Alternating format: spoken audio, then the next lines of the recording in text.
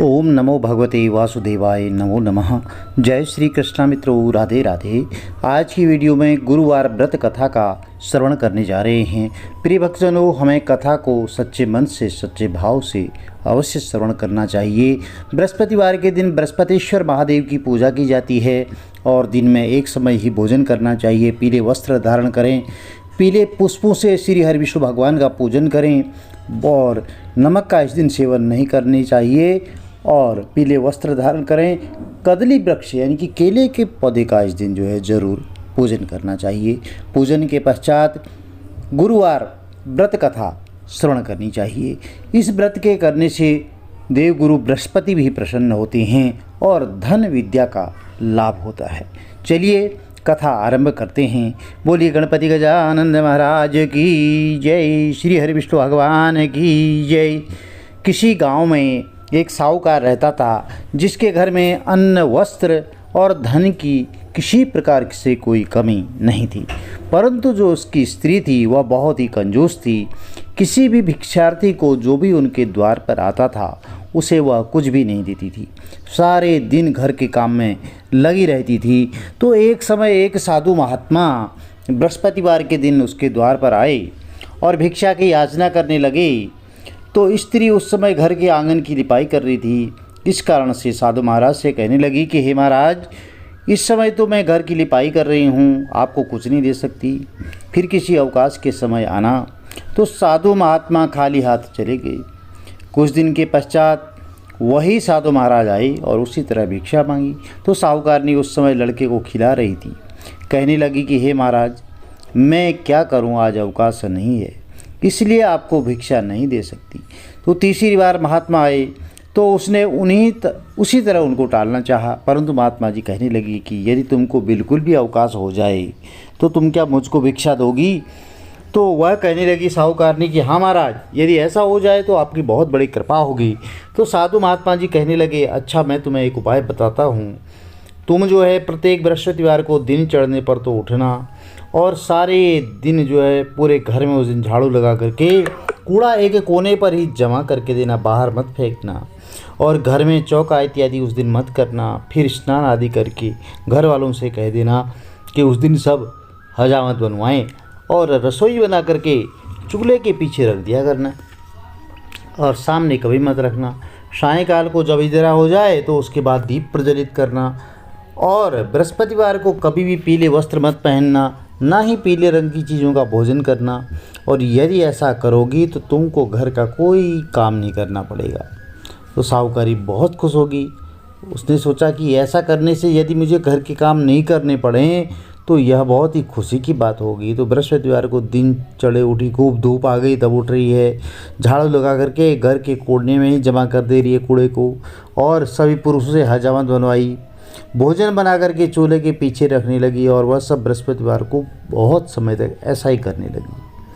अब कुछ समय के बाद समय का चक्र परिवर्तित हुआ और उसके घर में खाने को दाना तक नहीं रहा। थोड़े ही दिन में वह महात्मा फिर आते हैं और भिक्षा मांगते हैं, परंतु सेठानी ने कहा कि महाराज, मेरे घर में खाने को अन्न तक नहीं है, आपको मैं क्या दे सकती हूँ? तो तब महात्मा ने कहा कि जब तुम्हारे घर में सब कुछ था तब भी तुम कुछ नहीं देती थी और अब पूरा का पूरा अवकाश है तब भी तुम कुछ नहीं दे रही हो, तुम क्या चाहती हो वह कहो। तब सेठानी ने हाथ जोड़ करके प्रार्थना की कि महाराज, अब कोई ऐसा उपाय बताओ कि मेरा पहले जैसा घर धन धान्य से संपन्न हो जाए। अब मैं प्रतिज्ञा करती हूँ कि अवश्य में जैसा आप कहेंगे मैं वैसा ही करूँगी। तो तब महात्मा जी ने कहा कि आप प्रत्येक बृहस्पतिवार को प्रातःकाल सूर्योदय से पूर्व उठो और स्नान आदि से निवृत्त होकर के घर को गौ के गोबर से लिपो। घर के पुरुष उस दिन हजामत नहीं बनवाएं। भूखों को अन्न जल देती रहा करो। ठीक सायंकाल दीपक जलाओ और यदि ऐसा करोगी तो तुम्हारी सब मनोकामनाएं देवगुरु बृहस्पति की कृपा से पूर्ण होंगी। तो सेठानी ने ऐसा ही किया और उसके घर में धन धान्य वैसा ही हो गया जैसा कि पहले था। इस तरह भगवान देवगुरु बृहस्पति की कृपा से वह अनेक प्रकार के सुख भोग करके बहुत दीर्घ काल तक जीवित रही। तो प्रिय भक्तजनों, बृहस्पतिवार के दिन एक दूसरी कथा भी प्रचलित है, चलिए श्रवण करते हैं। बोलिए देवगुरु बृहस्पति भगवान की जय हो। शंकर भगवान की जय, गणपति गजानन महाराज की जय हो, बोलिए पार्वती मैया की जय। एक दिन इंद्र जो है बहुत बड़े अहंकार से अपने सिंहासन पर बैठे थे और बहुत से देवता, ऋषि, गंधर्व, किन्नर आदि सभा में उपस्थित थे। जिस समय बृहस्पति जी वहाँ पर आए तो सब के सब उनके सम्मान के लिए खड़े हो गए, परंतु इंद्र को इतना घमंड हो गया था और वह घमंड के मारे जो है खड़ा ही नहीं हुआ, उनका सम्मान नहीं किया। यदि वह जानता था कि उनका आदर पहले क्या करता था। बृहस्पति जी अपना अनादर समझते हुए वहाँ से उठकर चले गए और तब इंद्र को बड़ा शोक हुआ कि देखो मैंने गुरुजी का अनादर कर दिया, मुझसे बड़ी भारी भूल हो गई। गुरुजी के आशीर्वाद से मुझको यह वैभव मिला है, उनके क्रोध से यह सब नष्ट हो जाएगा, इसलिए उनके पास जाकर के उनसे क्षमा मांगनी चाहिए जिससे उनका क्रोध शांत हो जाए और मेरा कल्याण होए। तो ऐसा विचार करके इंद्र उनके स्थान पर गए। जब बृहस्पति जी ने अपने योग बल से यह जान लिया कि इंद्र क्षमा मांगने के लिए यहाँ पर आ रहा है, तो तब क्रोधवश उससे भेंट करना उचित न समझ करके वह अंतर्ध्यान हो गई। जब इंद्र ने बृहस्पति जी को घर पर न देखा तब निराश होकर के लौट आए और जब दैत्यों के राजा वृषवर्मा को यह समाचार विदित हुआ तो उसने अपने गुरु शुक्राचार्य की आज्ञा से इंद्रपुरी को चारों तरफ से घेर लिया। तो गुरु की कृपा न होने के कारण देवता हारने और मार खाने लगे। तब ब्रह्मा जी उन्होंने ब्रह्मा जी से विनयपूर्वक सब वृत्तांत उनको सुनाया और कहा कि महाराज दैत्यों से हमें किसी प्रकार बचाइए। तो तब ब्रह्मा जी कहने लगे कि तुमने बहुत बड़ा अपराध किया है जो देवगुरु को क्रोधित कर दिया।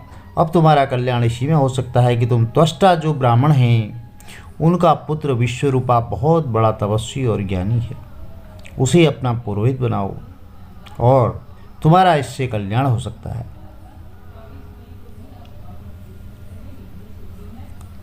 यह वचन सुनते ही इंद्र जो है त्वष्टा के पास गए और बड़े विनीत भाव से त्वष्टा ऋषि से कहने लगे कि आप हमारे पुरोहित बनिए जिससे हमारा कल्याण हो सके। तो तब त्वष्टा ने उत्तर दिया, पुरोहित बनने से तपोबल घट जाता है, परंतु तुम बहुत विनती करते हो इसलिए मेरा पुत्र विश्वरूपा पुरोहित बनकर के तुम्हारी रक्षा करेगा। तो विश्वरूपा ने पिता की आज्ञा से पुरोहित बनकर के यत्न किया कि हर इच्छा से इंद्र वृषवर्मा को युद्ध में जीत करके अपने इंद्रासन पर विराजमान हुआ। अब विश्वरूपा के 3 मुख थे। एक मुख से तो वह सोमवल्ली लता का रस पीते थे और दूसरे मुख से वह मदिरा पीते थे, तीसरे मुख से अन्न आदि भोजन करते। तो भोजन इंद्र ने कुछ दिनों के बाद कहा कि गुरुजी अब आपकी कृपा से मैं यज्ञ करना चाहता हूँ। और जब विश्वरूपा की आज्ञा के अनुसार यज्ञ प्रारंभ हो गया तब एक दैत्य ने विश्वरूपा से कहा कि तुम्हारी माता दैत्य की कन्या हैं, इस कारण हमारे कल्याण के निमित्त एक आहुति दैत्यों के नाम पर भी दे दिया करो तो अति उत्तम बात होगी।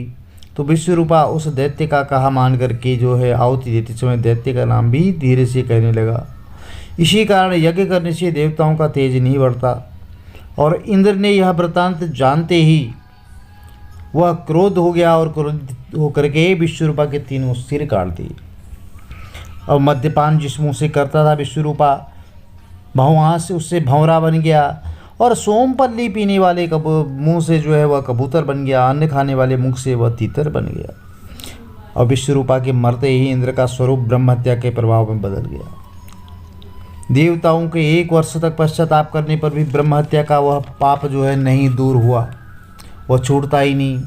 तो सब देवताओं की प्रार्थना करने पर जो है ब्रह्मा जी बृहस्पति सहित वहाँ आए और उस ब्रह्म हत्या के 4 भाग कर दिए गए, जिनमें से 1 भाग पृथ्वी को दिया गया। और इसी कारण कहीं कहीं पर धरती ऊंची नीची और बीज बोने लायक भी नहीं रहती है। तो साथ ही ब्रह्मा जी ने यह वरदान भी दिया कि जहाँ पृथ्वी में गड्ढा होगा वहाँ कुछ समय पा करके स्वयं भर जाएगा। दूसरा भाग वृक्षों को दिया जिससे उनमें से गोंद बनकर बहता है, इस कारण गूगल के अलावा सब गोंद अशुद्ध माने जाते हैं। और वृक्षों को यह वरदान दिया कि ऊपर से सूख जाने पर भी जड़ से फिर फूट जाएंगे। तीसरा भाग स्त्रियों को दिया, इसी कारण स्त्रियां हर महीने रजस्वला होकर के पहले दिन चांडालिनी, दूसरे दिन ब्रह्मघातिनी और तीसरे दिन धोबिन के समान रहकर चौथे दिन शुद्ध हो जाती हैं और संतान प्राप्ति का उनको वरदान दिया। चौथा भाग जल को दिया, जिसमें फैन शैवाल आदि जल के ऊपर आ जाते हैं। जल को यह भी वरदान मिला कि जिस भी चीज़ में जल को डाला जाएगा वह बोझ में बढ़ जाएगी। इस प्रकार इंद्र को जो है ब्रह्म हत्या के पाप से मुक्त किया गया। जो मनुष्य इस कथा को पढ़ता है, सुनता है, उसकी सब पाप जो है बृहस्पति गुरु महाराज उनके दूर होते हैं। यदि आपकी कुंडली में गुरु की स्थिति अच्छी नहीं है तो आप बृहस्पतिवार का व्रत जरूर करें, बृहस्पति देव की पूजा करें, इससे आपके मनोरथ पूर्ण होंगे। देखिए, कुंडली में यदि कोई ग्रह पाप प्रभाव में होते हैं, नीच अवस्था में होते हैं, तो वह शुभ फल नहीं देते हैं, और वहीं ग्रह अच्छी पोजीशन में होते हैं तो व्यक्ति के वारे न्यारे भी हो जाते हैं। तो प्रिय भक्तजनों, यह बृहस्पतिवार की व्रत कथा थी। यदि आपको कथा अच्छी लगी तो चैनल को लाइक करें, शेयर करें, सब्सक्राइब करें, साथ में बेल आइकन अवश्य प्रेस कर दीजिए, जिससे कि आने वाले जो वीडियोज़ होंगी उनकी नोटिफिकेशन आपको ठीक समय पर मिलती रहे। श्री हरि विष्णु भगवान का आशीर्वाद आपके परिवार में सबको सदैव मिलता रहे। जय श्री कृष्ण। राधे राधे।